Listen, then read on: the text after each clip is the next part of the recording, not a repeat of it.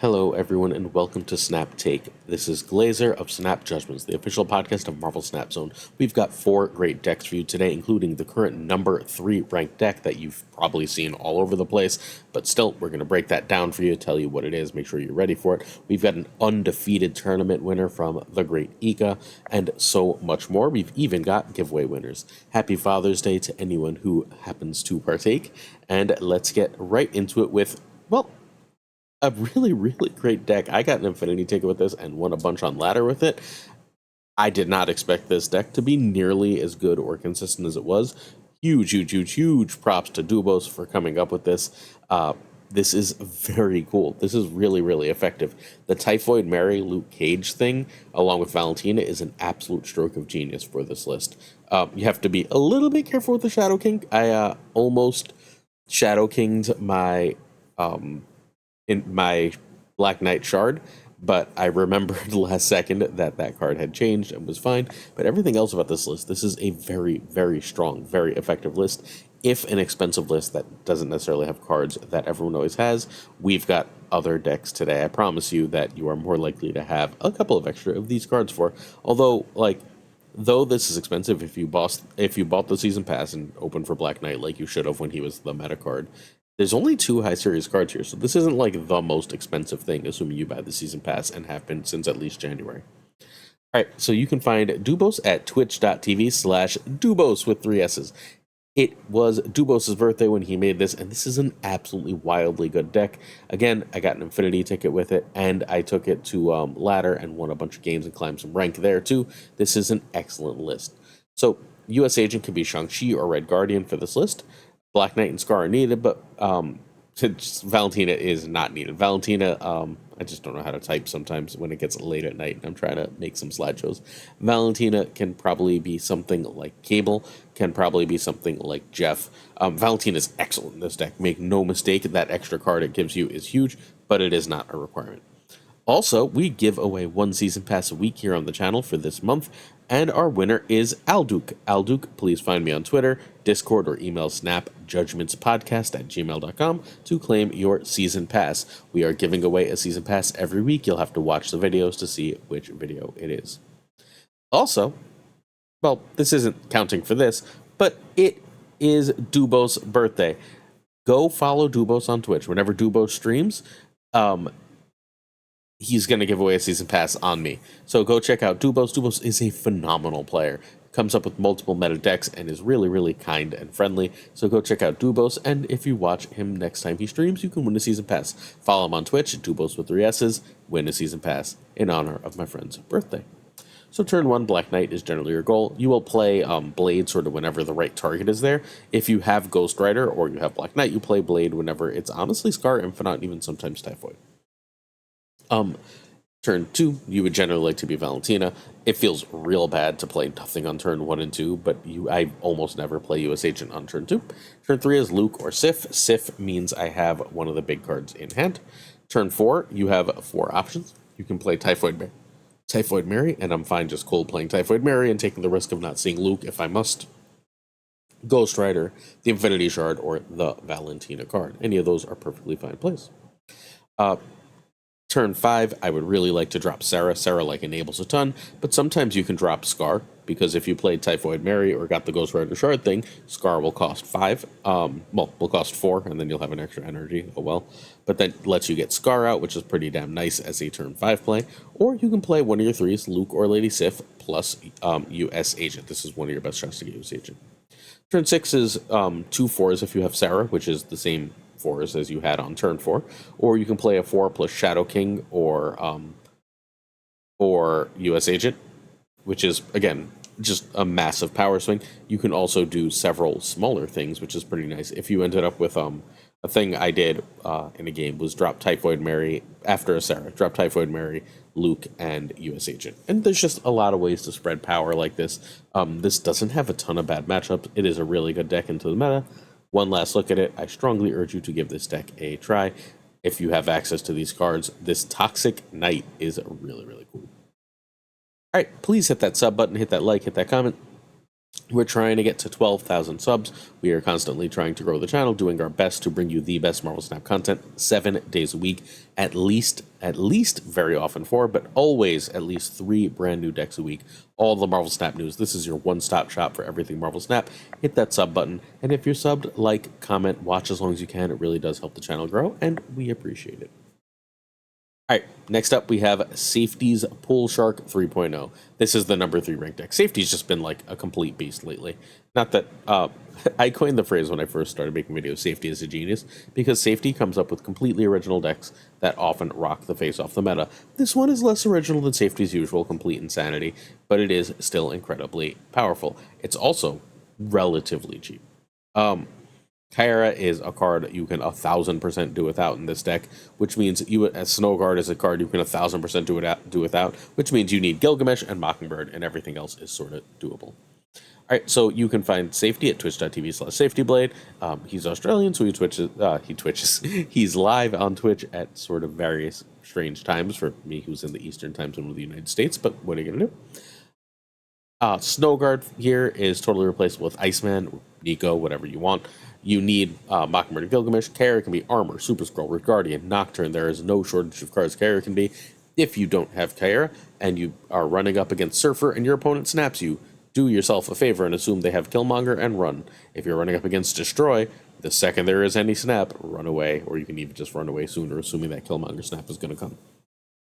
Outside of those two decks, we're not seeing a meta with an absolute ton of Killmonger, so if you're seeing Surfer and Destroy a lot, then you need Kyra, and if you're not, you'll be fine.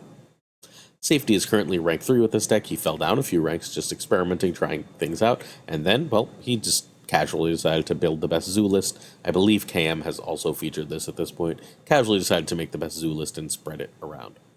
Alright, so turn 1 is Ant-Man or Snow Guard or Squirrel Girl. You only really Squirrel Girl on 1 if you want to get Mockingbird out on 3. Otherwise, it's generally speaking Ant-Man or Snow Guard. I don't love the Nocturne replacement in this. I've seen a few people, including Woody, play Nocturne here over Snow Guard. I think Snow Guard being a 1 that also makes a card that basically does what you want Nocturne to do is perfectly fine for this list. Turn 2 is Dazzler, some more 1s. Turn 3 is Kyra Shana. I ignore Kyra unless I have reason to assume they have Killmonger or there's a location that makes me want Kyra. Cool. I would rather play Shana. Sometimes you'll just drop Mockingbird here too. Turn 4, Khazar or Mockingbird, or you can do one of the turn 3 plays. Turn 5, like, your super goal is Blue Marvel, but also Khazar plus a 1 is totally fine, especially if you did the Shana and Squirrel Girl thing. And then you want Gilgamesh if possible, or you just go kind of as wide as you can by playing as many cards all over the place as you can. Please note, Rogue was not in the turn by turn because you play Rogue to counter a card that's giving you a problem. That felt obvious to me. Shadow King can also show up toward the end of the game as like a turn 4 or 5 play to like just, you're not using him usually on turn 6 because you'd rather get Gilgamesh out. Gilgamesh is like a 20 power card in this deck, but you're using Shadow King to like say, okay, you've put a lot of investment, you've got that Angela up to 8. Let's make that 0 again on turn 4, right? And then we can like reset you and go over the top in another way. Pretty damn good. This list is excellent, and I, again, strongly urge you to give it a try. This is one of the meta decks in Marvel Snap. The meta has still not fully resolved itself, but this is one of the decks. Hey, I've made it a mission to actually advertise the damn Patreon. We have a Patreon. It does really well. You'll hear all the people on it at the end of the video, but I just want to invite you to join. I'm trying to get one new $5 or $10 sub a week, so if that could be you and you are interested, I'd really appreciate it. The $1 tier is the show love tier, which is basically just saying thank you. If you're on that tier, it's like less than 3 cents a video for videos that we release. So if you watch a bunch of the videos, you're paying less than 3 cents per video, which is, pretty damn cheap. Can't get much for $1. It also gives you access to a tournament. We ran a King of the Hill tournament this past weekend. We have the Snap Judgments League, which is our big, huge tournament. We run all sorts of stuff, but you got to be at the show love tier to access all that stuff. King of the Hill tournaments are just like quick single elimination fun ones. The $5 tier is the Peace tier. It gives you early access to videos. You get content suggestions, podcast guest questions, Deck Doctor, which only one person's taken me up on, but hey, it's there, and priority answers to your questions.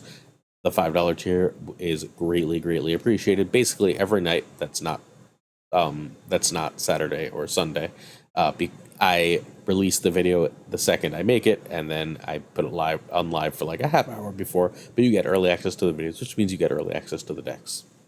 And the $10 tier gets a once monthly exclusive podcast, exclusive content, both written and in video, exclusive monthly giveaway, mailbag question and answers, end of video shoutouts, party quests for podcasts, all previous tiers, so much more. I do exclusive videos at least once a week there. If you're interested, you also get shoutouts at the end of videos, which a lot of people seem to really like. So if you're interested, I'd appreciate it. Thanks. I'm, again, trying to be more diligent about doing this once a week. Sorry. All right. This deck is disgusting. So Ava sent me this list. Ava Zord is one of the top, at worst, top 10 players in Marvel Snap. Has a real case for being the top player. Brazilian player, really, really nice person. Ava sent me this list, and I was like, that can't work. And he was like, okay. So we're going to see what, I played it. I promise it works. We're going to see the quote Ava gave me about this before the end of the video. I don't think you should buy US Agent. I don't think you should buy Jean Grey. You should probably own Nebula by now. I don't think you should buy Man-Thing. But if you happen to have these cards, holy shit, is this list legit. So you can find Ava at twitch.tv/AvaZord.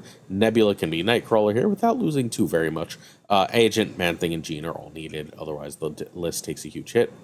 I asked Ava if this worked, and what he said is, I think I only lose when I retreat. And I was like, that can't be true. Then I played it and was like, oh, this is like the most obvious you're winning or you're losing deck in the world. And if you're losing, and you just retreat for fewer cubes. And if you're winning, you're just like, oh, bye, smash for big cubes. Genuinely stellar deck. Turn 1 Nebula, turn 2 Mojo is more or less equal to Lizard. I like Nebula in one lane, Lizard in another, unless they're playing a kitty deck, perfectly fine.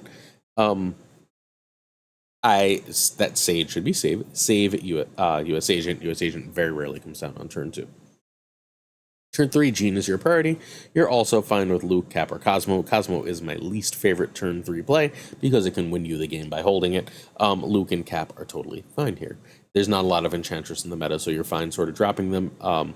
Be wary of Super Scroll. Super Scroll almost, but not quite, beat me. Just didn't play my Luke and then played my cards a little carefully. It was fine. Turn 4, Man-Thing, or one of the 3s. Turn 5 is usually a 3+2. I know Claw's in the deck, and you're like, but I want to play Claw. Claw is a 12 power card, phenomenal power, but he is not a requirement. And when he is, he's very often the turn 6 play for a surprise extra power where they think you can't add anymore. Spectrum and Claw's role in this deck is extra power where the opponent would not assume you can get power. And if you can't do that, then you just go 3+3, because dropping like a Cap and a Luke, a Cap in a lane is basically the same thing as Spectrum in a lane, right? And Luke, if against a Man-Thing or against a US Agent, is just adding massive power to your side of the board. That's it. That's the list. You'll note Shang wasn't there. You Shang when you have a good Shang target, right? So everything else is fairly self-explanatory. This deck is wildly good. If you're running up against Hela, well, play Jean, play Cosmo, watch Hela players cry. US Agent, Shang-Chi, awesome for that matchup. This isn't the best thing in the world against the kitty decks, but it's certainly not bad, because that like Man-Thing lane where all their cards end up with -2, and you've got Luke and Mojo and you get huge there. There's not a ton they can do about that. There's just a lot to like here. This deck is an awful lot of power, and it's really worth giving some go to. Hey, there's a really cool tournament I want to tell you about. It's called Snap Masters 3. In the description of this video, you can find the link to Snap Masters 3. Qualifications are June 23rd at 5 p.m. UTC, +3, and June 30th at 5 p.m. UTC, +3. There's a $350 prize pool where we are basically helping sponsor. We're not the only sponsors, but we're helping sponsor. July 9th basically is the group stage up to Swiss, and then the finals are July 28th. Involved in the tournament already are Sizer, Spyro, Andre Var, and I Lost Son. This is run by the FAK people, like FAK Crazy, the #1 ranked player in Snap multiple seasons. We've also got Johnson, Twitch Hiram, Torikun, Desmond, Lamby Series W, Brada, and Husky Puppies as invitees. And then, like, there's 6 open spots. So if you'd like to compete with the very best of Marvel Snap and literally, like, basically immediately put your name into the pantheon of great Marvel Snap players, this is the tournament for you. All right, Is this our last deck? I feel like this is our last deck. Math is hard. This is the one that won the tournament. This is Ika's Big Brain 2. You've seen this list. We played a lot of this list when Ika first created it. Cam ended up promoting it too. It had Leech in it. That Leech has become Sandman. And it just sort of says, I don't need an extra 4. It'll be totally fine. This list works perfectly well and stomps out a massive amount of the meta. Largely because Sandman is completely insane, and partially because you're just running like a really great low end and then a really powerful top end. All right, you can find Ika at twitter.com/Ikas_show. One day he'll get back to going live, hopefully. But Ika is one of the best deck builders in the history of the game. And Alliance Lowell, who plays basically exclusively Ika decks, he's a French player, that won a tournament in person, undefeated with this list. I also just wanted you to know, like, look, this deck is crazy, crazy strong. All right, so Nebula can be Nightcrawler Iceman. Jeff can really only be Nightcrawler. And Jeff, replaced with Nightcrawler, is more or less okay now. Red Guardian can be Rogue or Enchantress. Nocturne can be Gladiator Polaris. And Blink is needed. All good?